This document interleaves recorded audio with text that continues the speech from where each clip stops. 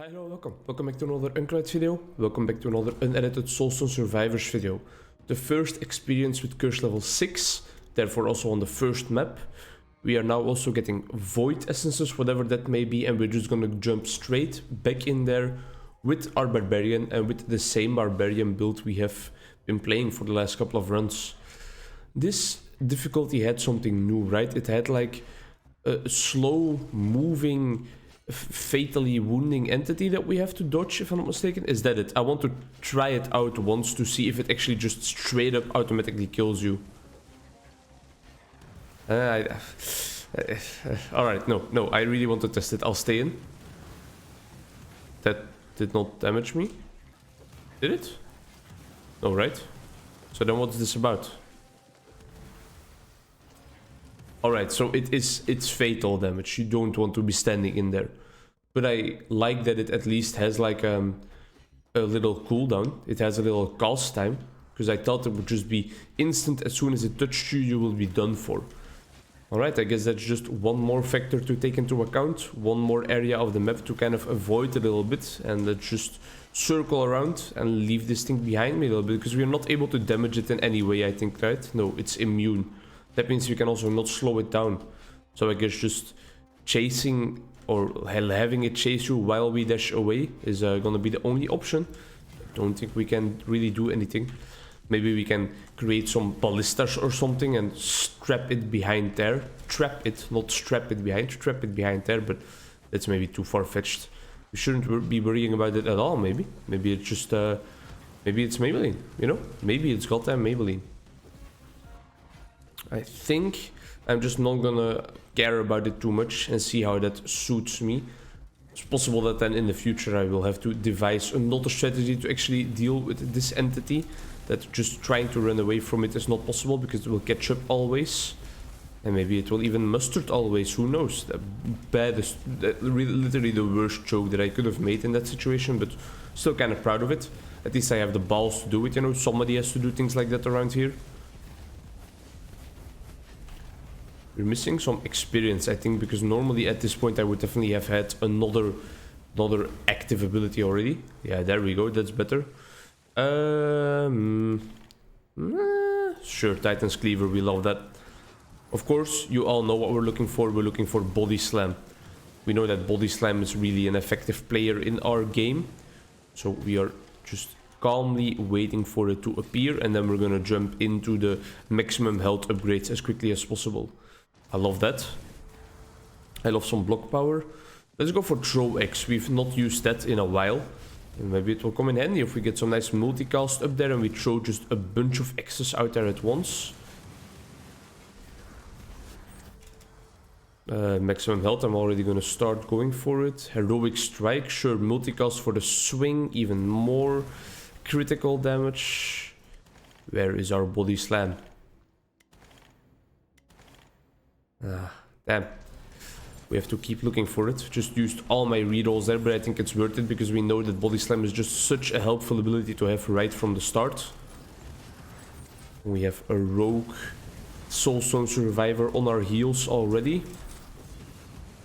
There are quite a lot of things to take into account by now. I mean, you also still have to get rid of these pillars in a timely fashion. You have to dodge this little ring raid looking fella.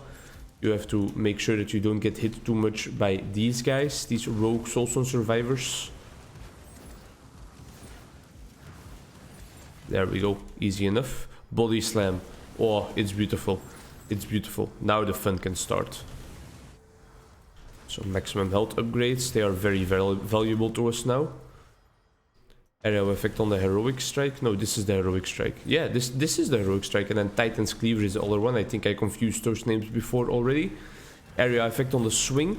Don't mind that. I think that's gonna come in handy. I think the main challenge here is to not get caught up in the sauce, you know?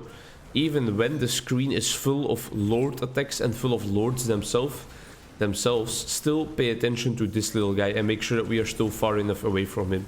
Because I think it's easy to lose track of him once you are actually in the midst of fighting Lords.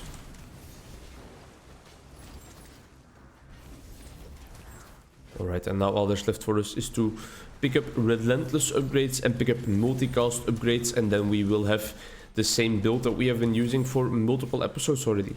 We might still want to replace some attacks with Bloodlust and that Scent of Blood if possible. And we do definitely still want to get some passive upgrades which make our attacks apply negative effects like Fragility, Poison, Darkness, Burn, all that good stuff, right? Some easy Relentless upgrades. Let's get some damage in on this boss. Alright, we don't necessarily want any of these. Leviathan, I mean, it's tempting, but I've kind of sworn off of my Leviathan days. I don't ever take the upgrade anymore, really. Because moving so slow at this high curse difficulties just is detrimental to you almost all of the time. We did some nice damage to the lords there. I'm gonna circle out a little bit, get rid of this tower for now. And there's a bunch of elite enemies in there. So, oh, a legendary multicast upgrade for the body slam? You shouldn't have done that. Really, you shouldn't have. Now they just stand no chance, I think. Multicast. And you see, I didn't upgrade to double slash there because I know that I'm probably replacing it with Bloodlust if I get the chance. That signifies personal growth. Not just going for the color, for the best upgrade level, but really looking at what will benefit us in the future and taking into consideration that future where I will get rid of some of my abilities probably. Get in there nice and close, nice up and personal, in their safe space. Here the same. Go for that regular old damage upgrade for all your abilities. Don't invest into one ability because you might replace it in the future. There we go, one lord down. Make sure we don't get damaged too much for a second here. And then try and pick up that crystal. Yes, sir. Now we're probably gonna get some levels. The only skill I might invest into is the body slam, but the area effect is not necessarily what I want. Touch of slowing down will be nice though. I don't want any of these because I think I'm gonna replace Thunder Strike, so I will then go for the Heroic Strike upgrade. Some armor power will be nice, and there we go. A nice balance between offense and defense in that upgrade rotation, and I'm feeling good. It's Monday today. Headed back to work after staying home sick for 2 days last week. Oh, Blade Storm. We know what Blade Storm can do. Let's definitely get into some Blade Storm action. It's already level 3 from the start because of all the swing upgrades we got so far. But yeah, I am looking... Ooh, Vicious Strikes. I am looking forward to going back to work. Not that I was like, oh, I'm bored, because I always have things to do. But I mean, yeah, I just want to develop myself further as a clinical psychologist, and at work, it's gonna be the best location to do that. Okay, the health bar is getting a bit low, so I think I'm gonna circle around for a second, get some levels in there to heal up a little bit, and potentially spot a healing crystal somewhere in our surroundings. And I don't not look forward to going to work. I don't dread going to work at all. Not yet, at least, and that's a good sign, I think. And also, this is the week I finally start working at the second place. I already have 2 clients lined up, and it's gonna be very interesting. Oh, some nice leg spikes there when the new Lords of the Void came in. I'm sad that they come in already, because I haven't gained as much health as I would have liked. One attack of the Lords, and I am done for, so I definitely need to be careful. Oh, we apparently hit a health crystal right there. That is very nice. Let's try and get to this crystal or this gem after deleting this tower from the map, and then hopefully that will give us enough experience to level up once more. Took 13 damage again. Alright, there we go, 1 level. Some damage comes in handy. There we go. Now we are healthy a little bit again. And now we can start fighting off these Lords of the Void. I don't know where the entity that we have to dodge is at right now. I'm trying to spot... Oh, it's right in there. It's right up there in the mix. I saw it for a second. My friends asked me if I wanted to go paddling again this weekend, which is a crossover sport between tennis and squash, if you're interested. But it happens, the catch is that it happens outside. Oh, damn. Our revive got popped. It happens outside, so it's something that in these types of weathers where it's just freezing throughout the entire day is not always the best thing to do. I definitely still want to go because I just love it so much, and exercise is healthy regardless of the temperatures and the actual climate. But I'm worried I'm worried because, as you all know, I just was sick, and I really don't want to get sick again, because I also just can't really allow myself to get sick again now that I'm starting work again, and now that I'm starting work at a new place. I can't just go into sick leave the first week. I don't think they will necessarily appreciate that. They would of course understand, but I wouldn't really like it myself either way. Get out of the fire's harm's way. So it's kind of a dilemma, you know. Do you immediately pick up all your life activities again after getting back from being sick, even though you know some of them will make you possibly sick again? Or do you try to rest a bit more, give your immune system a bit of a break and a bit more time to actually catch back up, to get back into its optimal state of keeping away sicknesses, keeping illness at bay? I don't know. It's quite difficult. It's a dilemma, as I said. What do you guys think? What do you guys do? Do you always take some extra rest after you feel like you've been cured from your illness, or do you just jump straight back into life because you missed it so much? I was not really bedridden for those 2 days that I stayed at home, and for the 2 days in the weekend, and so for 4 days in total, but I was sick, that's for sure. I wasn't able to do all that much, and my throat was kind of hurting most of the time. So I did get quite some rest, you know. I played some games, I watched some series with my girlfriend, I read some books and stuff like that, watched some YouTube videos as well. I didn't go out to do any crazy stuff. So I feel like I might have gotten enough rest to warrant me actually doing something active again. But then again, it's padel, you know, it's outside, it's in the cold, your nips will freeze off, your penis will shrink in size. It's not that great. It makes you very much susceptible to get sick again. That's not what we're looking for.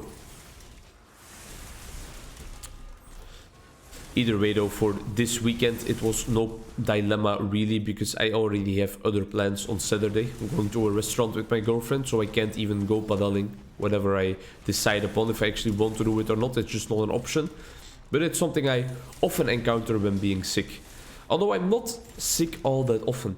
I don't necessarily know if it's because I have an okay immune system or if it's because I stay inside so much.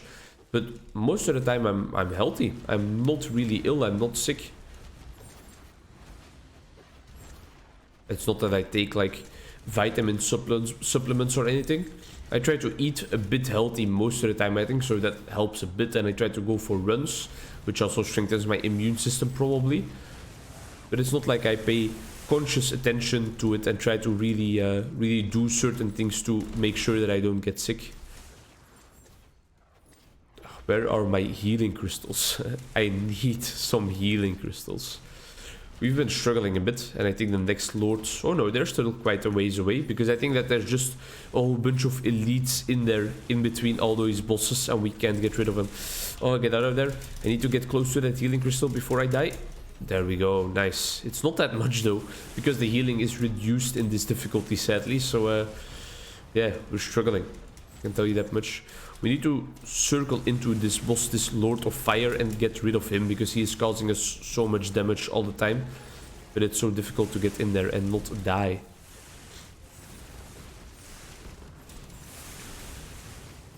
Come on, get into the mix, get into the fray. Get rid of some of these elites that have been circling around here for 5 minutes already. Get out of that poison field. Ah, the second revive. It's not looking great. Of course, it's okay if we would lose this first attempt, because it's our first attempt at curse level 6. Maybe I should have taken the max health upgrade right there, but poisonous blood is so nice. Ah, come on. Oh, there's a lot of experience in there. Let's travel through. Get a little level up, increase duration for the scent of blood, fateful strikes, and get back out. The Chaos Bringer is no more, he is gone. Now I think we have cleared out some of the elites in here, but definitely not all of them yet. Let's pick up this gem, hopefully we get another level, yes we do. And we also get our death handed to us. Not the best run, a short video. Thank you very much for watching. I hope to see you in the next one where we attempt curse level 6 again, because we definitely need to clear it out. 2 attempts on camera is fair, I think, and then afterwards I will try to get it off camera if it doesn't work out. Thank you very much for watching. Bye-bye.